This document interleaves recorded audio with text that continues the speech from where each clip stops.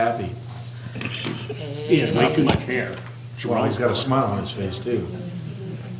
He's wearing a tie. He thinks the rules do apply to him. It looks like he knows what he's doing too.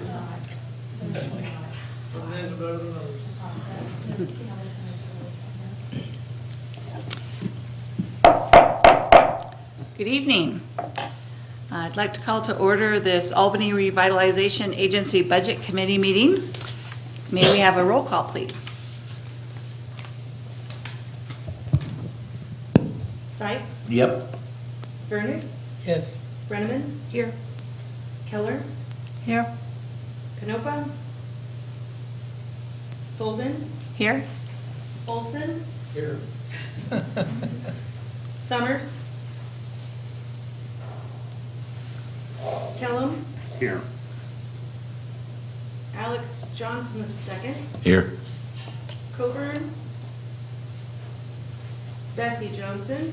The first. And Thompson. Thank you. So we have election of officers. You want to do it? Sure, I'm willing to do it. I nominate Susan Fuller. Second. And Colleen. I'll be vice chair. We need three, the chair, the vice chair, the secretary. Okay, fine. Works for me. I think that's yes and yes. Okay, I'm I'm learning everybody. Right. So I have Sue, chair. Okay. Colleen's the vice chair. Okay. Everybody short and with me. Here's I nominate Mr. Jesse Brennan for secretary. Second. Okay. All those in favor of Folden, Keller, Brenneman for the slate? Aye. Opposed? Okay. Do we have budget comments sent in? No? We didn't receive any. Okay. And is there any public comment this evening?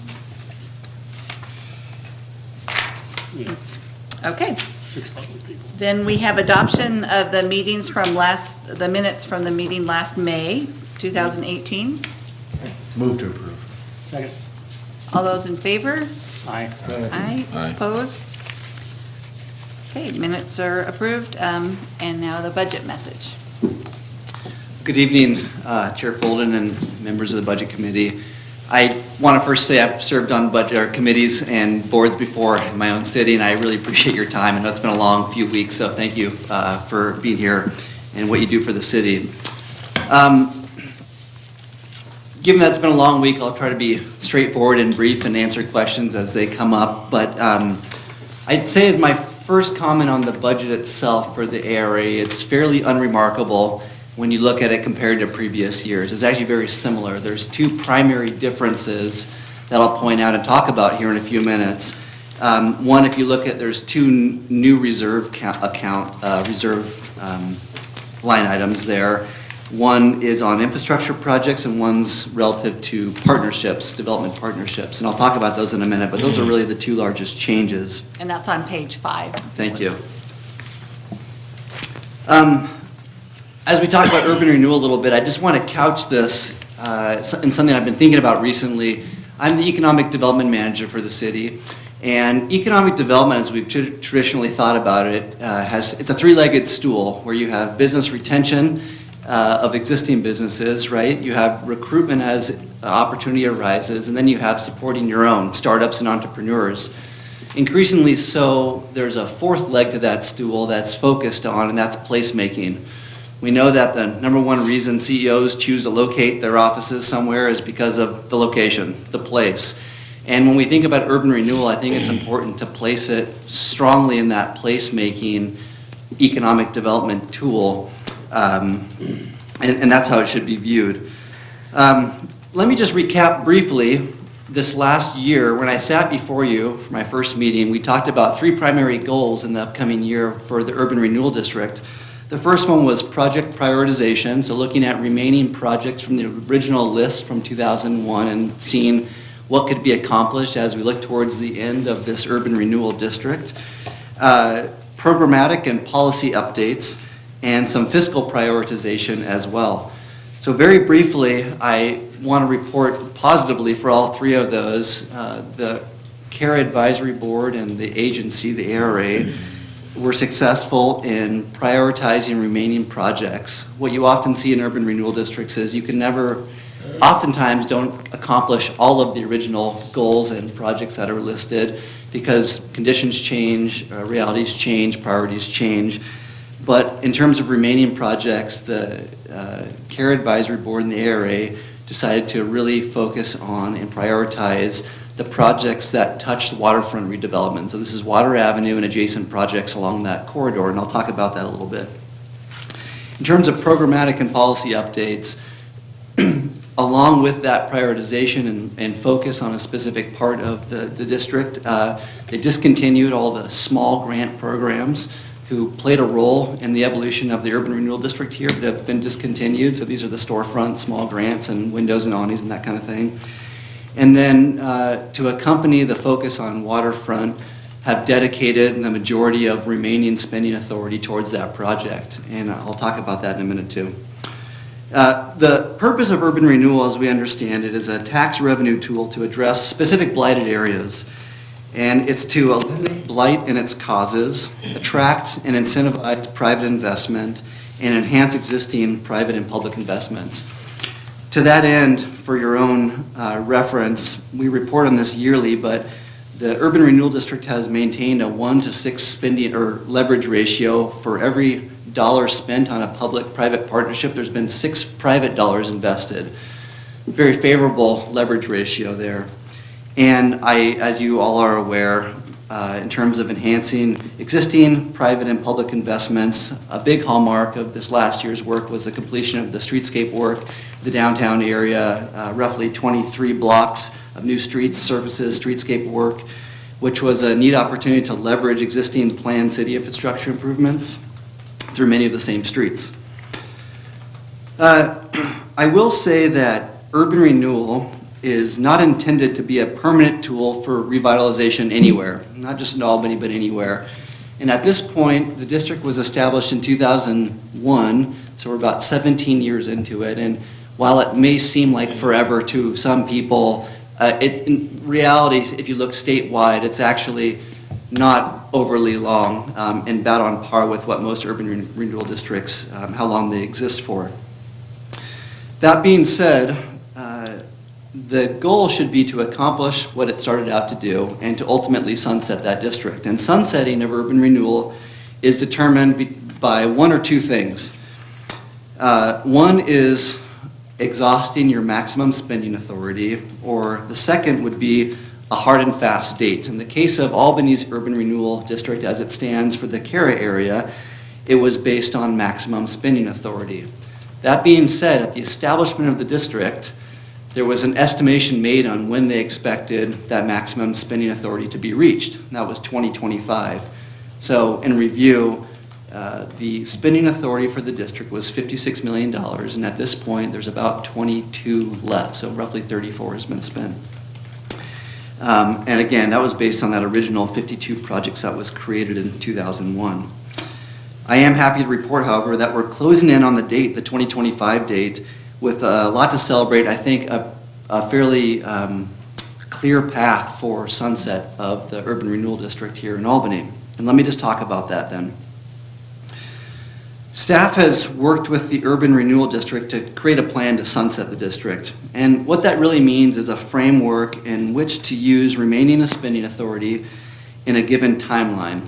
And I'll just reiterate, that's not spending for spending's sake, but to accomplish with some finality the goals and the projects that it was tasked to accomplish by the community at its inception.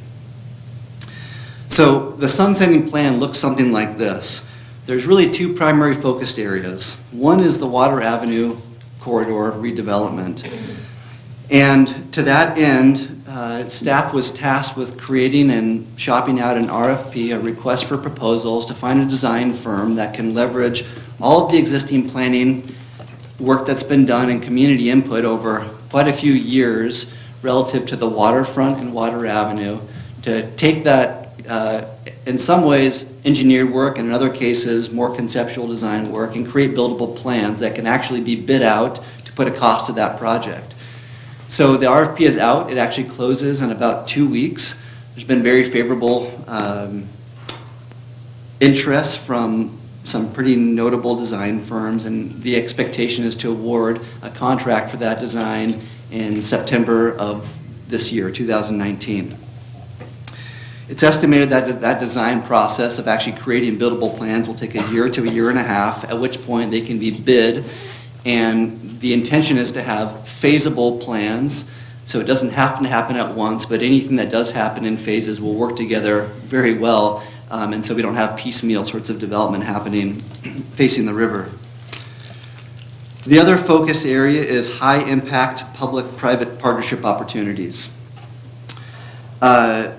There are key property development opportunities within the CARA district and some opportunities for significant job creation as well, which are unique.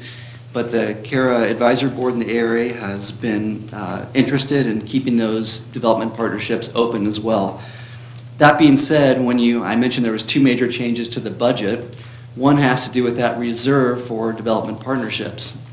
Instead of having various different line items for window and awning grants and that kind of thing, we rolled it into a development partnership reserve fund, which we can then use as the ARA and CARE Advisory Board sees fit in terms of these development partnerships. I will make just a note on the waterfront project as I conclude here. It's really not, as it's been envisioned, about creating just an incredible public space that's both free and safe, but it signals to private developers that the city is serious about improving its future. Anecdotally, this was very interesting. This spring, when the ARA discussed and decided to prioritize the waterfront redevelopment as a corridor, literally the next day I had calls from developers who, in a word, said, if the city is serious about investing in this portion of the city, we're serious about investing here as well. And it's encouraging to see as much excitement as there is from the private sector to have some new river-facing development that the city has not seen in quite a long time. To that end, I've actually done some calculations. This is important for a few reasons, the private interest in the riverfront. There's an opportunity here to have lots of land developed that have not had a significant impact. They're either blighted or haven't had an impact on the tax rolls in terms of creating value in the CARA district. And in some rough calculations, looking at what the increase to the general fund tax base would be once the urban renewal district sunsets, again, this is quite conservative, but looking at the number of projects that have a potential for going on the waterfront, I would estimate within the next 10-year period after completion of those projects, you could have an expected $2 million in new tax revenue from those projects. I'm happy to conclude my remarks there and answer questions as they exist, if you have them for me. Did you get Well, enough? I see the numbers, but I just don't know what else in the numbers. I mean, what are they, who's ponying up here? Who's coming forward? What kind of projects are out there? With respect to the waterfront particular, or other properties within the urban renewal district? Yeah, in particular that one you mentioned, but yeah, where's the money going? Who's going to help us with this? And sorry, just one more point of clarification. The money going, are you referring to ARA dollars or the private investment? ARA dollars, yeah. The ARA dollars. Well, typically these development partnerships are based on a gap or a need to where a project may go, but it may not go in a fashion that is as beneficial to the district as it would be without some partnership dollars. That's one example of where a partnership might happen. Another one is it may make sense to provide some kind of financing as well, to where a project may be privately funded, but there's a gap of some portion, and the ARA can provide some funding there if there's a potential shortfall with traditional financing. Those would be two typical examples of that. And then the other one, of course, in terms of partnership, there's also the opportunity, as you've seen this last year, to where the agency can purchase property with the purpose of seeing it used at its highest and best use, and then turn around and shop out development opportunities there. There's a capital cost up front for that gets returned through the sale of the property to a developer. So if it goes forward as you're projecting it to, what's it gonna look like? I mean, what are we gonna see out there? I don't know. Well, I think Councilor Combs is right. There's some unknown, but there's also some known. I think if we think about the public space in particular, in 2008, the City Council adopted a plan plans for waterfront, or for Water Avenue itself. And that plan has been used in small portions, particularly at the rail crossing. So if you go down towards Kalapuya and Edgewater Village, those crossings are directly derived from that plan. And I'd be happy to give you a copy of that to look at it, but there's prescriptions in there around streetscape and parking and how traffic flows will work and crossings and all those kind of things. So that's fairly concrete. In terms of the park space itself, in 2016, this is probably the best example that we have, there was a group of architect and landscape design architects and engineers who were students from the city or the University of Oregon who spent a year with the city, with planning and other folks, doing conceptual design work for much of that green space or the park space. And again, it's conceptual at this point, so we don't know exactly how it'll look yet. But that's one of the things that the design firm is tasked to do, is to take that with new public input and translate that into buildable plans. So again, within a year to a year and a half, I think we'll have a much better idea of how that could look. Rich? Short answer, we don't know until it gets designed, basically. Page 5. Electricity. $12,500 of electricity in a year. What does ARA, CARA, whatever, need $12,000 worth of electricity for? Well, that's a reflection of the cost of the powering and heating and cooling the Wells Fargo building in actual fact. So if you extrapolate what it's cost in a couple of months, that was for the year, whether the ARA holds on to it that long, I think, is probably not going to happen, but it's budgeted. I guess I'm a little confused. If there is not somebody in it, why would you heat it and cool it? And if there is someone in it, why the heck aren't they footing the bill for it? I think heating's probably more accurate, to be fair, throughout the winter months, having to heat it to keep it from being damp and getting mold. So it may be actually somewhat less than that as we get into the summer months, but that was just based on actuals. We've turned down the heat, though. Oh, I think we can count on that. Yeah.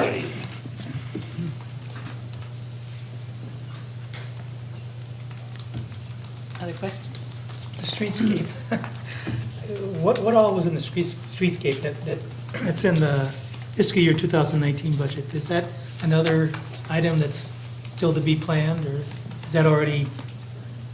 That's done. So that's a reflection of the final portion of the cost of the existing streetscape that happened, that was completed this last summer. That includes the streets and, Everything.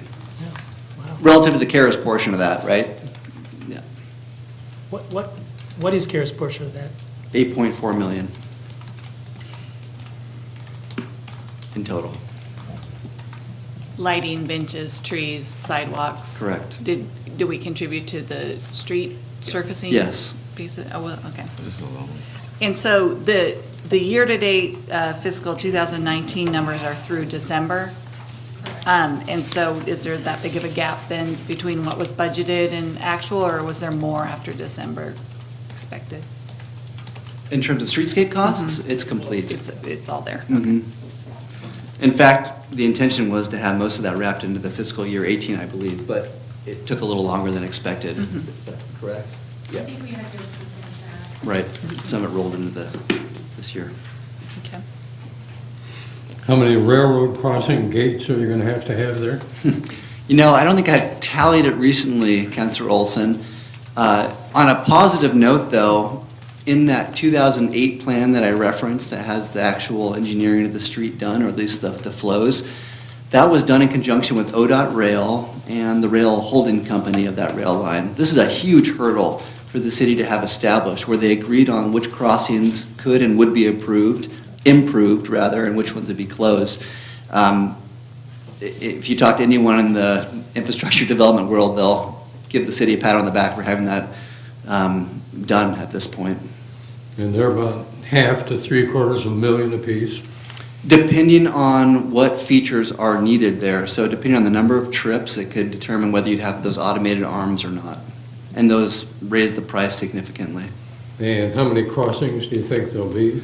I 4, 5? I don't want to misspeak. No, there's more than that. I'd have to go back and look. I'm thinking 10 or something like that, but So that's a major part of that cost of it the is. project. And it's one of the hurdles to opening up actual water-facing properties for redevelopment as well, ones that are already held currently.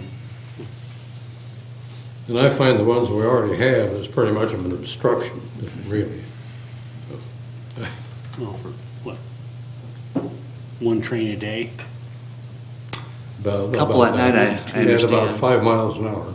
Yeah. I mean, I guess I'm counting 2 that would be in the, I'm wondering where. There's one at the park and one, well, I don't know, right next to Deluxe Brewery. Yeah, if we're, the bounds of the streetscape work we're talking about is from Maine to Washington. It's 14 blocks, actually. And there's a lot of crossings there. In fact, just between the senior center and the Avery House, there's 3 right there. That have never been in the past. I mean, and you're talking about minimal number of people going through them. It's not implied that they have to be redone, but they're planned, should they come. So it depends a little bit on the use. So when there's a reuse of a building, change of use, more trips, for example, like the property at Edgewater, right? Now they're required to do an improved crossing per ODOT regulation, and so the plan's in place to do that should the need arise. It's not guaranteed that they all need to be done necessarily. I thought ODOT was insisting on having all those crossing arms. Wanted to get rid of them. It depends on the crossing specifically.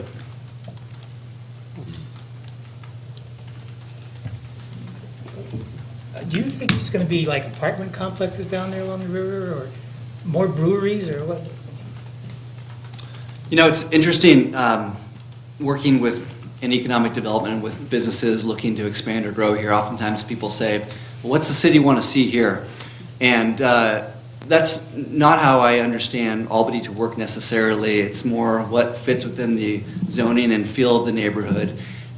So I think there's a lot of opportunity. In 2006, there was a rezoning effort on the waterfront to basically encourage a move from industrial uses to residential, commercial, and retail particularly. And that's what you've seen the trend, what's been happening since that rezoning effort. So to say exactly what could happen there, I couldn't say exactly. I know it's allowed, and I know that there's a market that would support certain things and maybe not support others. Housing is certainly one of those that could happen. There could be a number of really beneficial uses, though, to bring more people or focus into this area. But I wouldn't say exactly what that would be. Colleen? Under your safe city, I understand Albany's homeless population has increased. Do you have any efforts directed in that way? That's a great question. Colleen, I think that, in fact, one of the main focuses of a waterfront redevelopment effort is to make a more open, safe, and inviting place for everybody, particularly the citizens of this community and visitors as well. And, you know, as I spend time around the downtown area, I know people really love the waterfront, but also have concerns about lighting, safety, the openness of the space, and that's certainly to be incorporated in buildable plans for that portion of the downtown. Thank you. So with the waterfront focus in this with that plan and this current budget, the next 2 years, there wouldn't be any partnerships on First, Second, further east from downtown, or that's still a possibility? It's certainly a possibility. What the ARA has asked staff to do is to certainly be thoughtful about who's asked or who needs what and what the development partnership opportunities look like, and to bring forward the biggest impact ones. So, I mean, as a small example, there was a business who recently asked for a small grant from the ARA to fill a space or move downtown into a building that's been underutilized for a long time on the east side of downtown. And it was the determination that that had been underutilized and it would bring some very positive movement, foot traffic to the east side of downtown. And it made sense to partner in that case. And you could foresee other things like that. But for the most part, I really think the focus is larger redevelopment projects, whether on the waterfront or other places in the downtown, but more of these high-impact sorts of projects. Okay.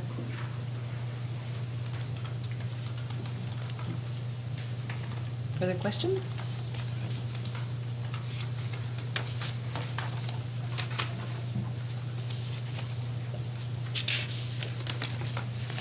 So we have before us the resolution for this budget. If there's not further discussion, is there a motion?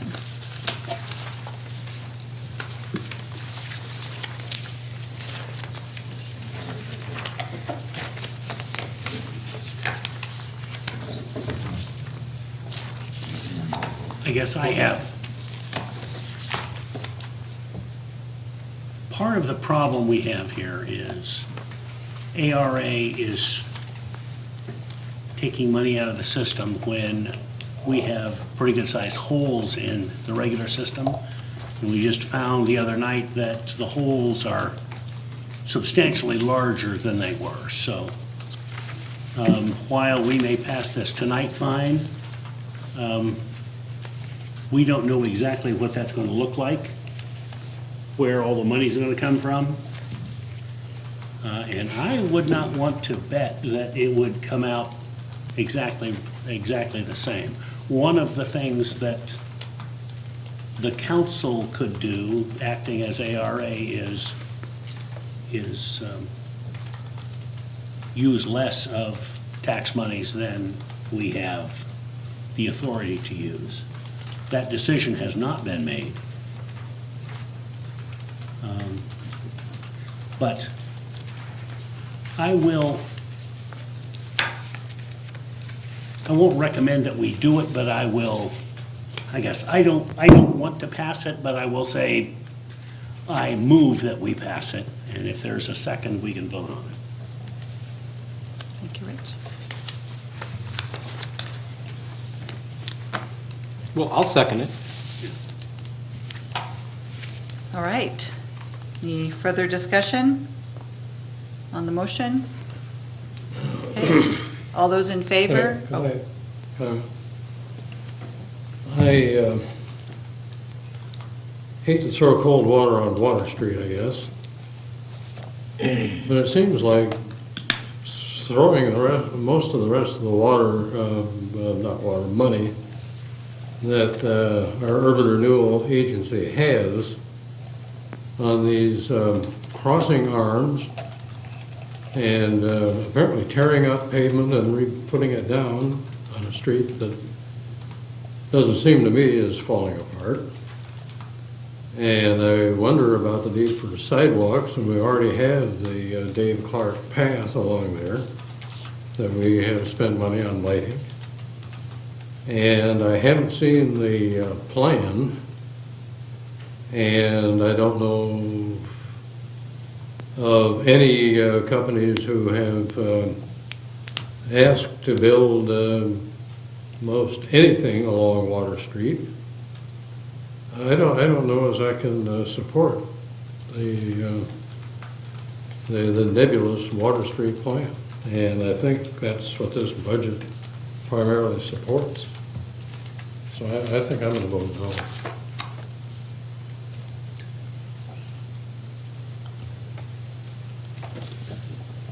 Rich? I guess rolling over and kicking myself. the council via ARA pretty much it wasn't unanimous, but it was close, that water be the focus, that we needed to get on with the program and get it finished. There were several people who objected to giving people stuff to get them to do something that out there, outside the Karen District, people have to do for themselves. I don't have a problem with the Water Street plan. I don't know what it's going to look like, and of course, we will get the opportunity to vote on that. This, as I understand it, would allow us to do things other places. It doesn't tell us we must do it only on water. However, water is the big place where you see a big problem. I mean, you look this direction from, Fourth Rift around your house, it's not nasty there. It is nasty down there. It can be very nasty right next to the river. You're talking Monteith Park? Well, no, you go east of that. I mean, you get right next to the river, and that's where the homeless congregate. And that's where there are a number of places that are not being developed for various reasons. There isn't a big place here that you can look at and say, gee, that's awful. There used to be. There aren't now that I know about. I mean, there are three houses that I don't want to talk about, but. No, but there are several deteriorating buildings in the downtown that do need help. And Well, will there at be anything left at whose to help them? expense, and that's the bottom line. So, Can I just make a quick, maybe response to Councilor Olson? In the proposed budget, there's really not a significant amount of money dedicated to waterfront redevelopment at all. It's preparation for, at this point, just as a point of clarification. yeah. Well, when we talked about it and decided to spend money on the waterfront, that's what I understood, was that we were going to take kind of a vacation on putting up awnings and that kind of thing, and we were going to develop a plan for the waterfront. Right. I think that was But now we're characterized. talking about spending $8 million on the waterfront, and I kind of wonder about, In this, Is that what we're Dick, it's planning not to do? limited to that, though. pardon me? It's not limited to that. No? It is available to do that if that's what is decided, but it is just put in one place in a reserve fund rather than saying we're going to do this and this and this and this, because frankly, this body doesn't know all the possibilities of what could be done. Well, it looks to me like we're taking more than a vacation on doing things that are needed, I think, in buildings in the downtown. But, If we're still just discussing, I second it because last year my concern was just a general sense of, or lack of urgency on behalf of the CARA board and the ARA, and this budget is quite the opposite. There's really a plan and a focus to some degree, and you guys as the ARA will figure out some details, but me, as just a citizen member, I can't complain because this is exactly what I wanted to focus on, that sunsetted date, and I think this gets us going there. All right. We'll move on to the vote then. All those in favor? Aye? Aye. Aye? Opposed? Aye. Aye. All right, motion carries. Who were the opposed? I'm sorry. I'm opposed. Okay, is there any other business for the committee this evening? Okay. thank you very much, and Thank you. we'll adjourn.